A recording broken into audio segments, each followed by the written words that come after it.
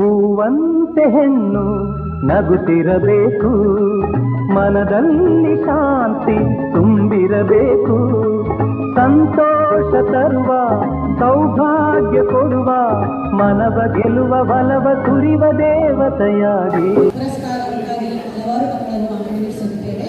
ಹಾಗೂ ಇಂದಿನ ಅತಿಥಿಗಳಾಗಿ Shriyuta HV Rajeev sir, colonel ರವೀಂದ್ರರವರು, ನಟರಾಜ್ ಜೋಯ್ಸ್ ಅವರನ್ನು ಶ್ರೀಮತಿ ಸುಂದರೇಶ್ ಮತ್ತು ಶ್ರೀ ಸುಂದರೇಶ್ ಅವರು ವೇದಿಕೆಗೆ ಬರಮಾಡಿಕೊಳ್ಳಬೇಕಾಗಿ ತಿಳಿಸಿದರು.